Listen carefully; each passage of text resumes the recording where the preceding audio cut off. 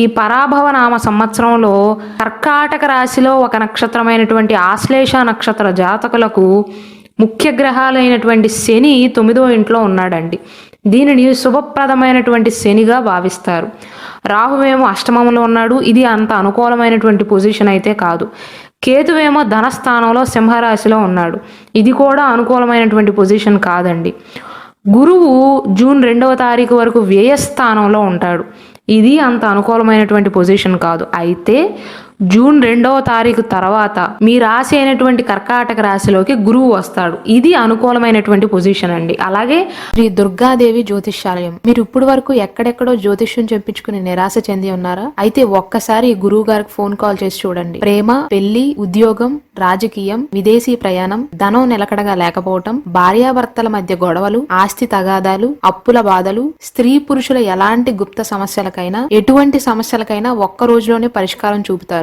October 31వ తారీఖు తర్వాత గురువు మీ ధనస్థానంలోకి వెళ్తాడు. అది కూడా అనుకూలమైనటువంటి పొజిషనే. కాబట్టి ఈ ముఖ్య గ్రహాల యొక్క గోచారం బట్టి మీ ఆర్థిక పరిస్థితి, వృత్తి ఉద్యోగాల పరంగా ఎలా ఉంటుంది అంటే, వృత్తిలో అదృష్టం అని చెప్పవచ్చండి. ఎందుకంటే శని అనుకూలిస్తున్నాడు.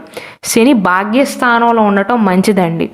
ఈ సంవత్సరంలో ఆశ్లేష నక్షత్ర జాతకులకు అష్టమ శని కానీ, అర్ధాష్టమ శని కానీ, ఏలినాటి శని కానీ జరగట్లేదు. శని మీకు అనుకూలిస్తున్నాడు. కాబట్టి వృత్తిలో ఒకేసారి మెరుగుదల లేకపోయినా శని స్లోగా కదిలే గ్రహం కాబట్టి స్థిరమైనటువంటి పురోగతి అయితే ఉంటుందండి. అలాగే దూర ప్రయాణాల ద్వారా కానీ, విదేశీ సంస్థల ద్వారా కానీ లాభాలు అనేవి ఉంటాయి.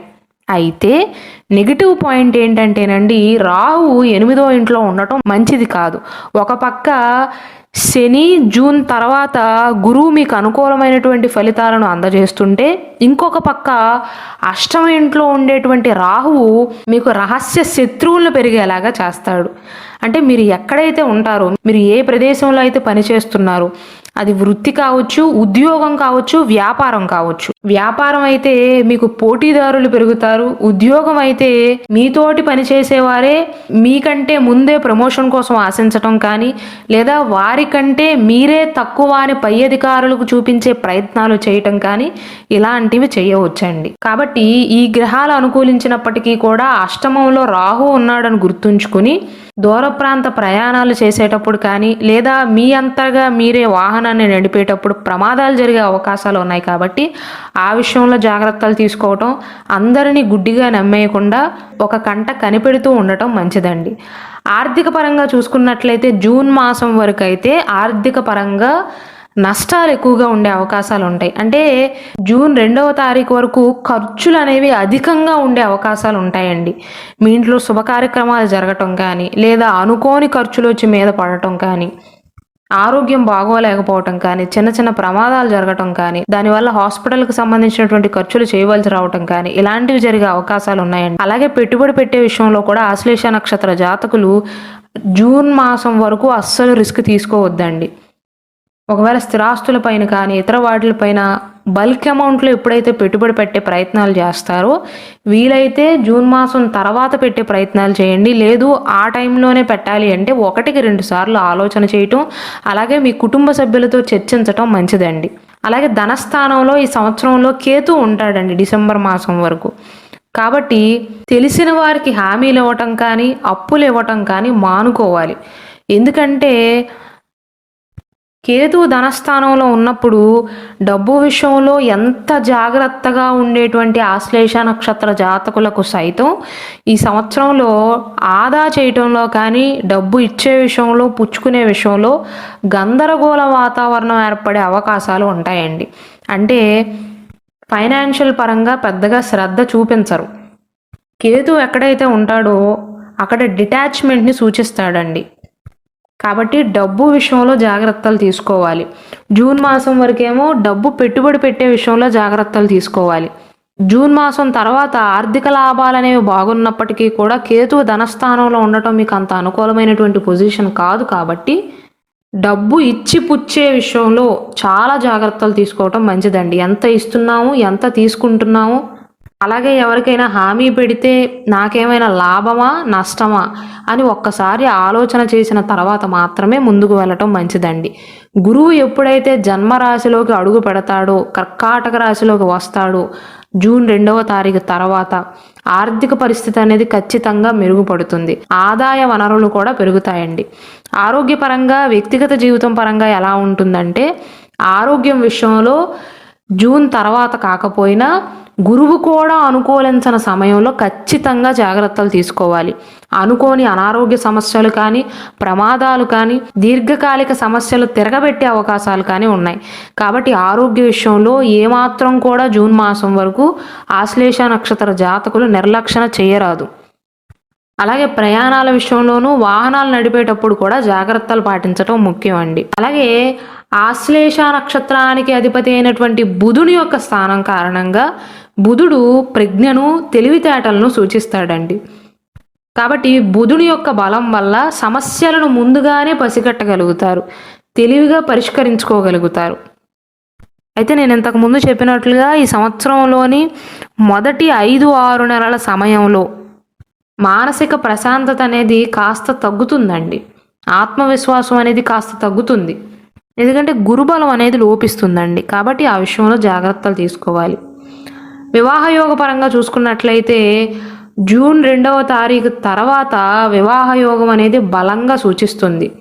అయితే అష్టమంలో రాహు ఉన్నాడు కాబట్టి మీకు ఎంత మంచి సంబంధం కుదిరినా ఆశ్లేష నక్షత్రంలో జన్మించిన అమ్మాయిలు కావచ్చు, అబ్బాయిలు కావచ్చు అండి, రాహు అనుకూలమైనటువంటి స్థానంలో ఈ సంవత్సరం అంతా లేడు. కాబట్టి వివాహం నిశ్చయించక ముందే మీ జీవిత భాగస్వామి గురించి పూర్తిగా వివరాలు తెలుసుకోవటం మంచిది. అటువైపు వారు ఏం చెప్తున్నారో లేదా మీడియేటర్ ఏం చెప్తున్నాడో అది విని తల ఊపటం కాకుండా మీకు తెలిసిన వారితో ఎంక్వైరీ చేయించడం కానీ, లేదా మీరే స్వయంగా తెలుసుకున్న తర్వాత మాత్రమే మీ డెసిషన్ అనేది అవతల వారికి చెప్పటం చేయండి.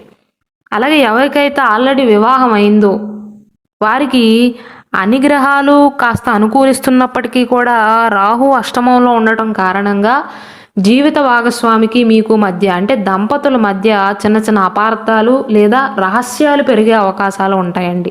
కాబట్టి మీ ఇద్దరి మధ్య ఎటువంటి ఇష్యూస్ రాకుండా ఉండాలి అంటే ఓపెన్గా కమ్యూనికేట్ చేసుకోవటం మంచిదండి. సహనం అనేది చాలా అవసరం. అయితే ఎవరికైతే వివాహం కాలేదో వారికి జూన్ 2వ తారీఖు తర్వాత వివాహ యోగం అనేది సూచిస్తుంది. ఇక విద్యాపరంగా చూసుకున్నట్లయితే శని 9వ ఇంట్లో ఉండటం వల్ల ఉన్నత విద్యకు, విదేశీ విద్యకు సంబంధించినటువంటి ప్రయత్నాలలో విద్యార్థులు విజయాన్ని సాధించే అవకాశాలు ఉంటాయి. అంటే ఎవరైతే హయ్యర్ స్టడీస్ చేయాలి అనుకుంటున్నారో లేదా విదేశాలకు వెళ్ళి ఎంఎస్ లాంటివి చేయాలి అనుకుంటున్నారో వారికి అనుకూలమైనటువంటి ఫలితాలు సూచిస్తున్నాయండి. శని యొక్క బలం అనేది బాగుంది. అలాగే రాహుకేతుల యొక్క స్థానాల వల్ల పరిశోధనకు సంబంధించినటువంటి విద్యలో, అంటే రీసెర్చ్కి సంబంధించినటువంటి విద్యలో పురోగతిని సాధిస్తారు. ఈ సంవత్సరంలో ఆశ్లేష నక్షత్ర జాతకులు ముందుగా చేయవలసింది రాహువుకు సంబంధించినటువంటి పరిహారం అండి. అష్టమంలో రాహువు జూన్ 2వ తారీఖు వరకు వ్యయమంలో గురువు ఉండటం వల్ల ఆ ప్రభావం అనేది తగ్గటానికి మంగళవారం నాడు కానీ, శనివారం నాడు కానీ దుర్గామాత ఆరాధన చేయండి.